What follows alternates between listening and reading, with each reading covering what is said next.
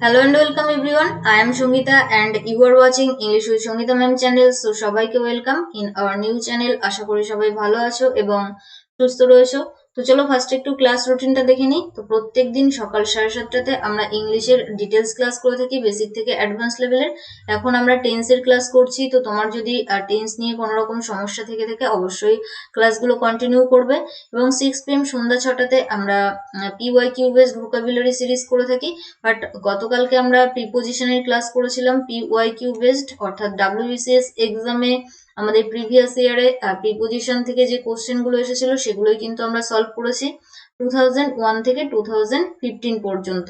তো যারা exercise main দিতে চলেছে তাদের জন্য কিন্তু খুবই হেল্পফুল। এছাড়া WBP, KP, SSC, GDর জন্য যারা প্রিপারেশন নিচ্ছ বা WBCS এর জন্য যারা প্রিপারেশন নিচ্ছ তাদের জন্য হেল্পফুল ভিডিওটা। তো অবশ্যই দেখে নেবে যারা দেখোনি। অ্যান্ড ম্যাথ রিজনিং ফিরোজ স্যারের সঙ্গে, বাট স্যার তোমাদের টাইমটা চেঞ্জ করেছে, অর্থাৎ ইভিনিং এ তোমাদেরকে ক্লাস করাচ্ছেন। এবং সায়েন্স সকাল 8টাতে সায়েন্স উইথ মিনাজুল স্যারের সঙ্গে।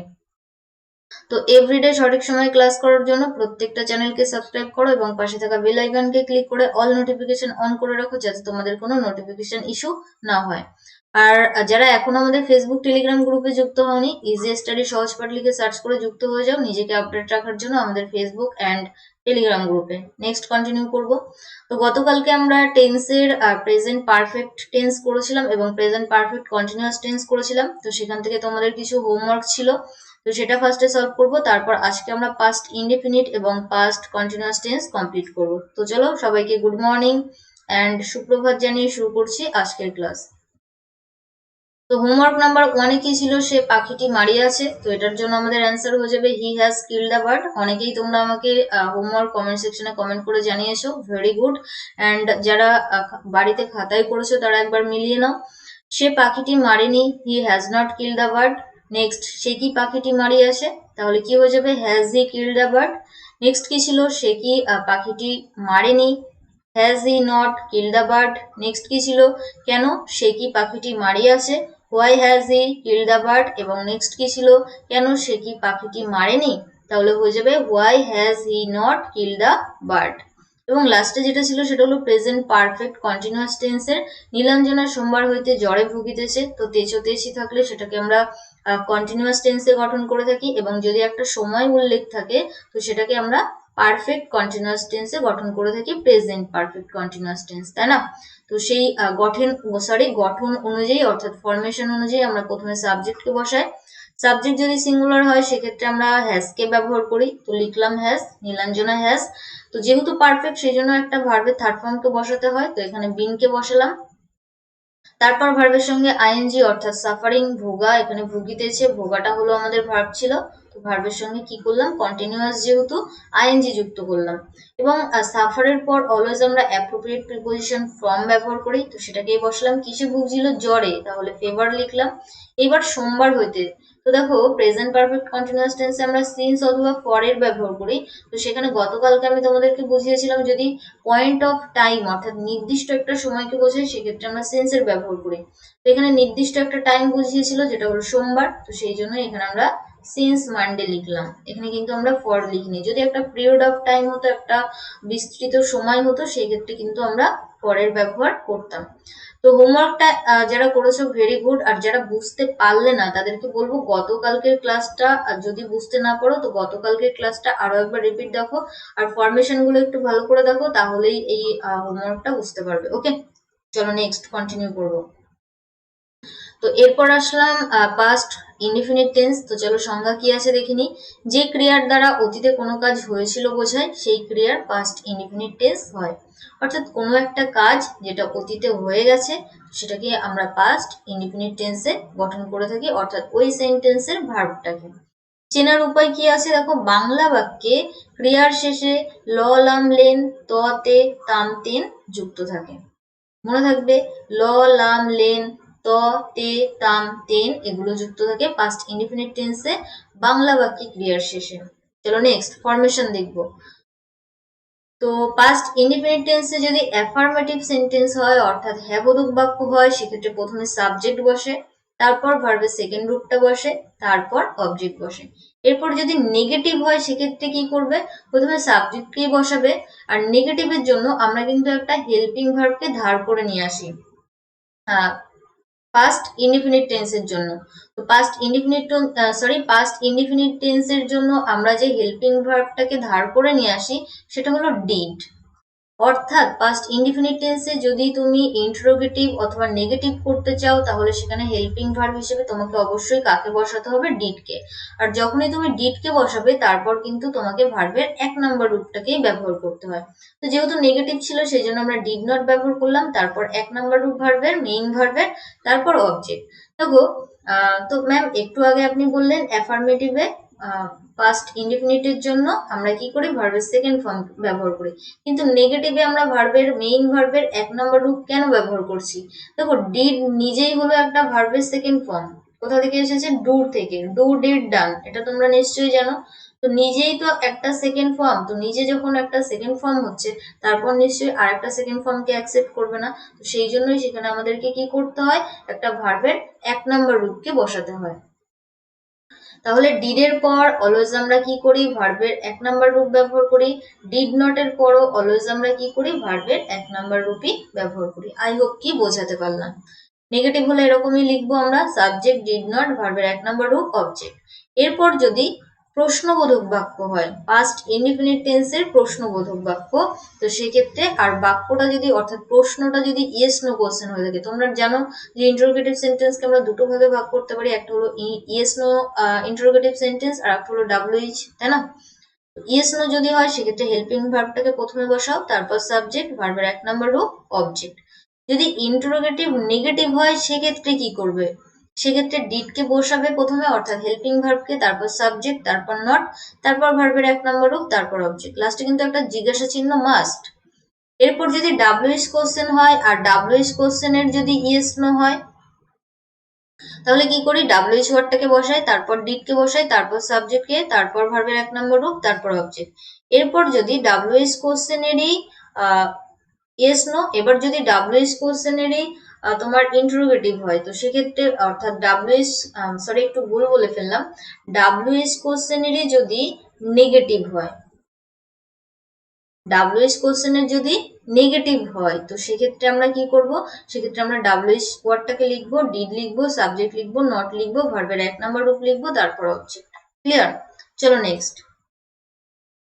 তো এরপর আসছে কিছু এক্সাম্পলে। তো ফার্স্ট এক্সাম্পল যেটা একটু ভালো করে লক্ষ্য করো, সে গরিব ছিল, অর্থাৎ এটা সাবজেক্ট, ছিলটা আমাদের ভার্ব, কি ছিল, গরিব। কি ছিল, গরিব। তো কি বা কাকে দিয়ে কোশ্চেন করলে আমরা ভার্বকে যে উত্তরটা পাই সেটা হলো আমাদের অবজেক্ট, বাট এখানে অ্যাকচুয়ালি গরিবটা কিন্তু আমাদের অবজেক্ট নয়, এটা হলো একটা কমপ্লিমেন্ট। এবার অনেকের মনে হতে পারে যে ম্যাম কমপ্লিমেন্ট কি, কমপ্লিমেন্ট মানে হলো পরিপূরক। কমপ্লিমেন্টের বাংলা মানে যেটা সেটা হলো পরিপূরক। পরিপূরকটা আবার কি, ধরো আমি বললাম সে ছিল গরিব, এটাকে আমি এরকমই লিখলাম, সে ছিল গরিব। একটা জিনিস বোঝো, সে ছিল গরিব, তাই না? সে ছিল, সে ছিল, সে ছিল, এটা কিন্তু কোনো মিনিং প্রোভাইড করছে না। যখন আমরা সাবজেক্ট আর ভার্বকে বলছি সে ছিল, কোনো মিনিং আসছে না। তো সেই জন্য আমাদেরকে কাকে প্রয়োজন হচ্ছে, গরিবকে। সে ছিল গরিব, অর্থাৎ সের পরিপূরক হলো গরিব। যদি সেটা না থাকতো, ছিল গরিব, সেটাও কিন্তু আমাদের অ্যাকচুয়ালি কোনো মিনিং প্রোভাইড করে না, তো সেটাকেও প্রয়োজন। তাহলে এই যে সে আর এই যে গরিব, এটা কিন্তু একে অপরে নির্ভরশীল, অর্থাৎ একে অপরের পরিপূরক। অ্যাকচুয়ালি কিন্তু গরিবটা কিন্তু আমাদের অবজেক্ট নয়। বোঝাতে পারলাম? তো তোমরা নিশ্চয়ই জানো ছিল অর্থে আমরা যে ইংলিশ ওয়ার্ড গুলো ব্যবহার করি, একটা হলো ওয়াজ, একটা হলো ওয়ার, আর একটা হলো হ্যাড।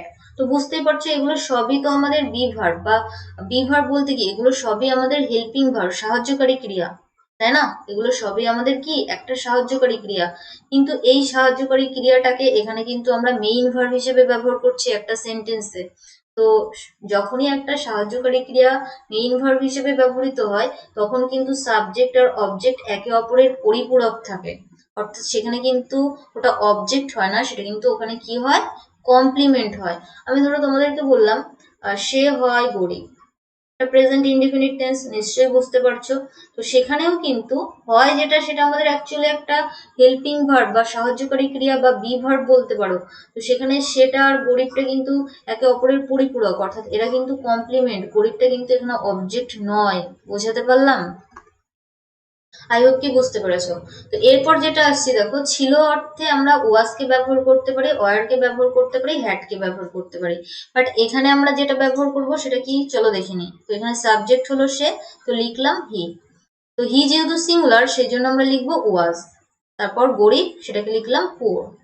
কিন্তু আমি যদি তোমাদেরকে বলতাম তারা ছিল গরিব, তাহলে কি হয়ে যেত, দে ওয়ার পুয়ার। অর্থাৎ সাবজেক্ট যদি সিঙ্গুলার হয় তাহলে ওয়াজ, সাবজেক্ট যদি প্লুরাল হয় সেক্ষেত্রে আমরা ওয়ার এর ব্যবহার করি। তাহলে ম্যাম ছিল অর্থে হ্যাড আমরা কখন ব্যবহার করি? ধরো আমি তোমাদেরকে বললাম আমার একটা গাড়ি ছিল, ভালো করে বুঝবে, আমার একটা গাড়ি ছিল। তার মানে কি, এটা আমার একটা অধিকার, অর্থাৎ আমার একটা গাড়ি ছিল, বা আমার একটা কলম ছিল, বা আমার একটা ল্যাপটপ ছিল, আমার একটা পেন ছিল। তো এরকম যখন আমি বলছি তার মানে কি, আমার একটা অধিকার বোঝাচ্ছে, তাই না? তো যখন এরকম অধিকার বোঝায় তখন আমরা ছিল অর্থে হ্যাড এর ব্যবহার করি। তাহলে এটার ট্রান্সলেশন যদি আমি করি তাহলে কি হয়ে যাবে, আই হ্যাড এ কার। বোঝাতে পারলাম? তো ওয়াজ ওয়ার কথার অর্থ হলো ছিল, হ্যাড কথার অর্থ ছিল, বাট অধিকার বোঝালে আমরা হ্যাড ব্যবহার করি। আদারওয়াইজ ছিল অর্থে আমরা ওয়াজ, সিঙ্গুলার হলে সাবজেক্ট ব্যবহার করি, আর সাবজেক্ট যদি প্লুরাল হয় সেক্ষেত্রে ওয়ার এর ব্যবহার করি। আই হোপ কি বোঝাতে পারলাম। চলো নেক্সট কি বলেছে, সে একটি বই পড়েছিল। তো এটা আমাদের পাস্ট ইনডিফিনিট টেন্সের গঠন করতে হবে, অর্থাৎ লাস্টে ল ছিল, ল লাম লেন থাকলে আমরা পাস্ট ইনডিফিনিট টেন্সে গঠন করি। অ্যাফার্মেটিভ সেন্টেন্স, তো চলো গঠনটা কি আছে একটু দেখে নিই। সাবজেক্ট, ভার্বের সেকেন্ড ফর্ম, অবজেক্ট। চলো গঠন করি। তো এখানে আমাদের সাবজেক্ট হলো সে, হি অথবা সি বোথ লিখতে পারো। তো আমি লিখলাম হি। পড়েছিল, পড়া ইংরেজি কি, পড়া ইংরেজি হলো রিড। তো রিড এর সেকেন্ড ফর্ম হলো রেড, থার্ড ফর্ম হলো রেড, অর্থাৎ সেমই থাকে, এটা এক, এটা দুই, এটা তিন। তো এখানে আমরা তাহলে কি লিখবো, রেড কে লিখবো, বসালাম রেড।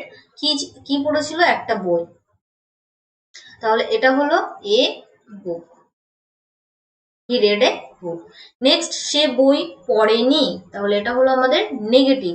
তো নেগেটিভ হলে প্রথমে সাবজেক্ট, তারপর ডিড নট, তারপর ভার্বের এক নম্বর রূপ, তারপর অবজেক্ট। চলো গঠন করি। তাহলে সাবজেক্টে বসাও হি, তারপর কাকে বসাবে, ডিড, তারপর কাকে বসাবে, নট, তারপর ভার্বের এক নম্বর রূপ অর্থাৎ রিডই বসে যাবে, তারপর বই অর্থাৎ he did not read a book. Negative হয়ে গেল। নেক্সট, সে কি বই পড়েছিল, সে কি বই পড়েছিল। তো এটা আমাদের কি, ইন্টারোগেটিভ, ইয়েস নো ইন্টারোগেটিভ। তো সেক্ষেত্রে হেল্পিং ভার্ব হিসেবে ডিডের ব্যবহার করো, সাবজেক্ট ব্যবহার করো, ভার্বের এক নাম্বার রূপ ব্যবহার করো, অবজেক্ট। তো চলো গঠন করি। তাহলে কাকে বসালাম, ডিড কে বসালাম, সাবজেক্ট হি, তারপর কাকে বসাবো, ভার্বের এক নাম্বার রূপ, ডিড হি রিড, তারপর অবজেক্ট এ বুক। এখানে কিন্তু একটা প্রশ্নবোধক চিহ্ন হবে। নেক্সট কি, সে কি বই পড়েনি, সে কি বই পড়েনি। তাহলে এখানে আমাদের গঠনটা কি হচ্ছে, সে কি বই পড়েনি। ওকে, তো চলো গঠনটা দেখে নিই। দেখো এটা হলো আমাদের ইন্টারোগেটিভ নেগেটিভ, এটা আমাদের কি ইন্টারোগেটিভ নেগেটিভ। তো সেক্ষেত্রে আমরা কি করি, ডিড সাবজেক্ট নট ভার্বের এক নম্বর রূপ অবজেক্ট। তো বসাও ডিড, তারপর সাবজেক্টকে বসাও ডিড হি, তারপর নট, তারপর ভার্বের এক নম্বর রূপ, তারপর আমাদের object did he not read a book. I hope কি বোঝাতে পারলাম। চলো আমরা নেক্সট দেখে নেবো কি বলেছে। দেখো, কেন সে বই পড়েছিল, কেন সে বই পড়েছিল। তো কেনটা কি, ডাব্লিউএইচ, অর্থাৎ ডাব্লিউএইচ এর ইয়েস নো। তো সেক্ষেত্রে গঠনটা কি আছে চলো দেখে নিই। প্রথমে ডাব্লিউএইচ কে বসাও, তারপর ডিড, তারপর সাবজেক্ট, তারপর ভার্বের এক নম্বর রূপ, তারপর অবজেক্ট। চলো গঠন করা যাক। তো বসালাম ডাব্লিউএইচ, তারপর ডিড কে বসাও, তারপর সাবজেক্ট কে বসাও, তারপর ভার্বের এক নম্বর রূপকে বসাও, তারপর অবজেক্টে বসাও। ক্লিয়ার? তাহলে কেন সে বই পড়েছিল, হোয়াই ডিড হি রেড এ বুক। ওকে, তো এই ছিল আমাদের এক্সাম্পল। আই হোপ কি বুঝতে পেরেছো। এরপর তোমাদের একটা নোট রয়েছে এখানে, তো চলো নোটটা একটু দেখে নিই কি রয়েছে। বলেছে অতীতকালে কোনো কাজের নিয়মিত অভ্যাস বোঝালে ভার্বের পূর্বে ইউজ টু ব্যবহার করা হয়। অর্থাৎ অতীতকালে একটা কাজ যেটা আমি নিয়মিত করতাম, এখন করি না, অতীতে করতাম একটা কাজ যেটা নিয়মিত, তো সেরকম হলে ভার্বের পূর্বে আমরা ইউজ টু ব্যবহার করি। অ্যাকচুয়ালি ভার্বের 1 নাম্বারের পূর্বে আমরা ইউজ টু ব্যবহার করি, অর্থাৎ ইউজ টু ব্যবহার করার পর আমরা ভার্বের 1 নাম্বার রূপটাকেই ব্যবহার করে থাকি। কি বলেছে example, I use to go to school on foot, অর্থাৎ আমি স্কুলে পায়ে হেঁটে যেতাম। তো এটা একটা অতীতকালের কাজ যে আমি স্কুলে যেতাম, কিন্তু কিভাবে যেতাম, পায়ে হেঁটে, তাই তো। তো এটা আমার নিয়মিত অভ্যাস ছিল অতীতের নিয়মিত অভ্যাস। তো সেই জন্যই কিন্তু এখানে আমরা কি করলাম, ভার্বের 1 নাম্বারের পূর্বে আমরা ইউজ টু ব্যবহার করলাম। মনে থাকবে, I use to go to school on foot, যেটা আমি নিজেও করতাম। একটা সময় কিন্তু আমি পায়ে হেঁটেই স্কুলে যেতাম। ওকে, অনেকেই আমরা যেতাম মানে যখন আমরা ছোট ছিলাম তখন, তাই না। তাহলে কি হয়ে গেল, মনে থাকবে অতীতকালে যদি নিয়মিত কোনো অভ্যাস বোঝায়, তো সেক্ষেত্রে আমরা ভার্বের 1 নম্বর রূপের পূর্বে ইউজ টু ব্যবহার করি। নেক্সট আরো একটা নোট রয়েছে এখানে তোমাদের জন্য, কি বলেছে চলো দেখে নি। বাংলায় ক্রিয়ার রূপ প্রেজেন্ট পারফেক্ট টেন্সের মতো অথচ বাক্যে অতীতকালের সময়ের উল্লেখ আছে, সেক্ষেত্রে ভার্বের পাস্ট ইনডিফিনিট টেন্স হয়। অর্থাৎ প্রেজেন্ট পারফেক্ট টেন্সের মতোই আমাদের ক্রিয়া, যেটা প্রেজেন্ট পারফেক্ট টেন্সে অ্যাকচুয়ালি আমরা দেখেছি বাংলা বাক্যে ক্রিয়ার শেষে ইয়াছি, ইয়াছো, ইয়াছে যুক্ত থাকে, তাই না। অর্থাৎ এখানেও সেন্টেন্সে কি হবে, ইয়াছি, ইয়াছো, ইয়াছে যুক্ত থাকবে, কিন্তু সেই সঙ্গে অতীতের একটা সময় থাকবে, অতীতের একটা সময় উল্লেখ থাকবে। যদি এরকম হয় তখন কিন্তু আমরা সেটাকে পাস্ট ইনডিফিনিট টেন্সেই গঠন করি, পাস্ট পারফেক্ট টেন্সে নয়। সে গতকাল আসিয়াছে, তো এই যে আসিয়াছে, তাহলে এটা হলো ইয়াছে। তো যখনই তোমরা ইয়াছে দেখতে পাচ্ছ তখনই তোমাদের মনে হচ্ছে যে এটা প্রেজেন্ট পারফেক্ট টেন্সের গঠন, কিন্তু একটু লক্ষ্য করো এখানে রয়েছে গতকাল, অর্থাৎ অতীতের সময়। তো অতীতের সময় যখন থাকবে সেখানে প্রেজেন্ট পারফেক্ট টেন্সে আমরা গঠন করতে পারবো না, সেখানে আমাদেরকে পাস্ট ইনডিফিনিট টেন্সে গঠন করতে হবে। তাহলে কি হয়ে যাবে, সে, হি। আর পাস্ট ইনডিফিনিটে আমরা সাবজেক্টের পর ভার্বের সেকেন্ড রূপ বসাই, তাহলে কাম থেকে হবে কেম, অর্থাৎ আসিয়াছে, ইয়েস্টারডে, গতকাল। ভেরি ভেরি ইম্পর্টেন্ট এটা। তো এখান থেকেও আমাদের এক্সামে এরর বা ফিল ইন দ্য ব্ল্যাঙ্কস আসতে পারে। চলো আমরা নেক্সট কন্টিনিউ করব। তো এটা হলো তোমাদের হোমওয়ার্ক পাস্ট ইনডিফিনিট টেন্স থেকে। ওকে, চলো নেক্সট।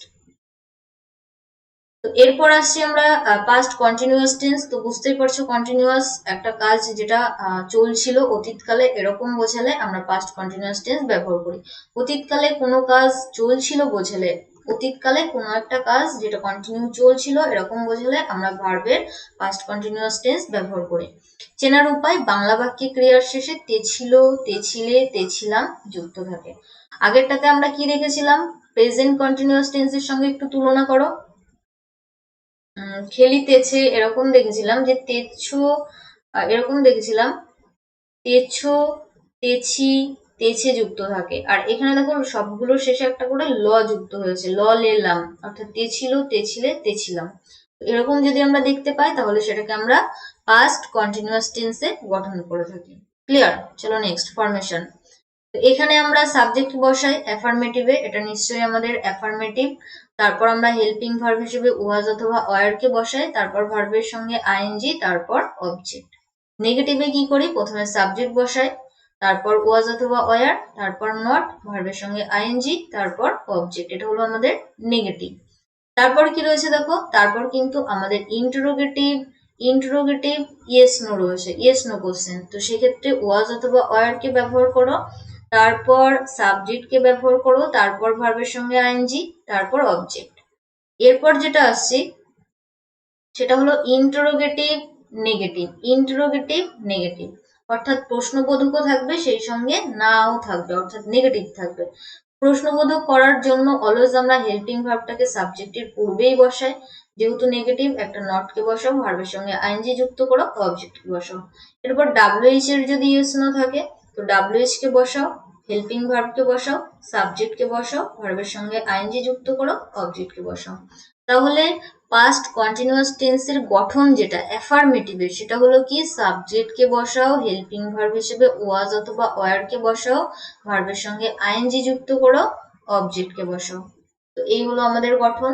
খাতায় নোট ডাউন করে নেবে, বারবার করে রিভিশন করতে থাকবে, তাহলে আই হোপ কি এগুলো মনে থাকবে। অর্থাৎ অনেক সময় কি হয়, অনেক রুল, অনেক ফরমেশন এগুলো ভুলে যেতে থাকি, তাই না? আমরা তো অনেকেই এরকম দেখেছিলাম গত কিছুদিন আগে কেউ একজন আমাকে কমেন্ট সেকশনে কমেন্ট করেছে যে ম্যাম সবকিছু ভুলে যাচ্ছি। তো সেই জন্য কি করতে হবে, বারবার করে কিন্তু রিভিশন করতে হবে। এটা নয় যে তুমি আজকে ক্লাসটা করলে আর এক সপ্তাহের মধ্যে এই ক্লাসটা অর্থাৎ এটাকে আর রিভিশন করলে না বাড়িতে, তাহলে কিন্তু ভুল করছো। উইকে একবার অথবা দুবার করে কিন্তু আমি উইকে যেগুলো করাচ্ছি সেগুলো এক দুবার বা তিনবার করে রিভিশন করে নাও, তাহলেই সবকিছু মনে থাকবে। ওকে, চলো নেক্সট।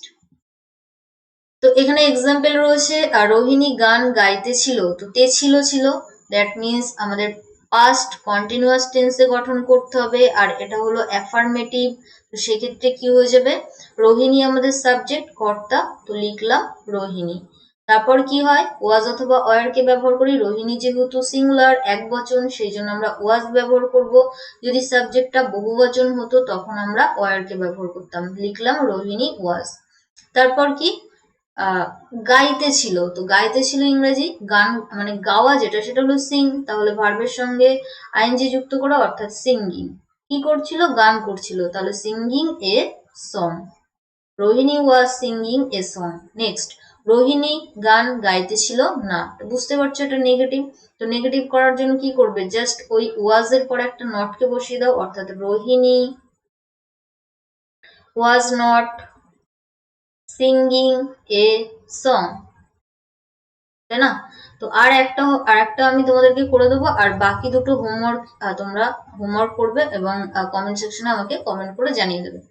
এরপর কি বলেছে দেখো, রোহিণী কি গান গাইতেছিল, তাহলে কি হয়ে যাবে, এটা আমাদের ইন্টারোগেটিভ প্রশ্নবোধক। তো সেক্ষেত্রে আমরা ওয়াজটাকে সামনে বসাবো অর্থাৎ হেল্পিং ভার্বটাকে, তারপর আমরা সাবজেক্টটাকে বসাবো ওয়াজ রোহিণী, তারপর আমরা ভার্বের সঙ্গে আইএনজি যুক্ত করে দেবো সিঙ্গিং এ সং, এবং পরে একটা জিজ্ঞাসা চিহ্ন বসিয়ে দেবো। তাহলে এই দুটো কিন্তু তোমাদের হোমওয়ার্ক থাকছে, অর্থাৎ ওখানে আমি তোমাদের পাস্ট ইনডিফিনিট থেকে 5টা হোমওয়ার্ক দিয়েছি, আর এখান থেকে দুটো, টোটাল 7টা হোমওয়ার্ক কিন্তু আমি তোমাদেরকে দিয়ে দিলাম। আর ক্লাসটা যদি ভালো লেগে থাকে অবশ্যই একটা লাইক করবে এবং ফ্রেন্ডসদের মধ্যে শেয়ার করে দেবে। ওকে, সো থ্যাংকস ফর ওয়াচিং, সবাইকে অসংখ্য ধন্যবাদ শেষ পর্যন্ত দেখার জন্য। আর যারা এখন আমাদের ফেসবুক আর টেলিগ্রাম গ্রুপে যুক্ত হওনি, ইজি স্টাডি সহজ পাঠ লিখে সার্চ করো এবং যুক্ত হয়ে যাও আমাদের ফেসবুক অ্যান্ড টেলিগ্রাম গ্রুপে নিজেকে আপডেট রাখার জন্য। আর যারা আজকে ফার্স্ট টাইম ক্লাস করলে, যদি চ্যানেলটিকে সাবস্ক্রাইব করা না থাকে তো অবশ্যই সাবস্ক্রাইব করে নাও for more updates and live classes. তোমরা নিশ্চয়ই জানো এখানে আমি তোমাদের ডাব্লিউবিপি এর জন্য নিউ ব্যাচ স্টার্ট করেছি ইংলিশের জন্য, বাট এই ক্লাসগুলোই কিন্তু তোমাদের কেপি, কলকাতা পুলিশ এবং সেই সঙ্গে এসএসসি জিডির জন্য হেল্পফুল হবে, বা যারা ডাব্লিউবিএসএসসির জন্য প্রিপারেশন নিচ্ছ তাদের জন্য কিন্তু হেল্পফুল। তো আর একটা জিনিস বলবো, আজকে আমরা কিন্তু 6 PM প্রিপোজিশনেরই ক্লাস করব পার্ট 2, অর্থাৎ ডাব্লিউবিসিএস এক্সামের যে বাকি প্রিপোজিশন গুলো ছিল অর্থাৎ 2016 থেকে, তো সেগুলো আমরা কন্টিনিউ করব। তো অবশ্যই 6 PM এর ক্লাসে জয়েন হয়ে যাবে সবাই, অ্যান্ড ক্লাস ভালো লাগলে অবশ্যই লাইক করবে। ওকে, এবং ফ্রেন্ডসদের মধ্যে শেয়ার করে দেবে। তো দেখা হচ্ছে আগামীকাল 7:30 AM। সেই পর্যন্ত সবাই ভালো থেকো, সুস্থ থেকো, পরিবারের খেয়াল রাখো, and finally let's learn with happiness. Ta ta, by.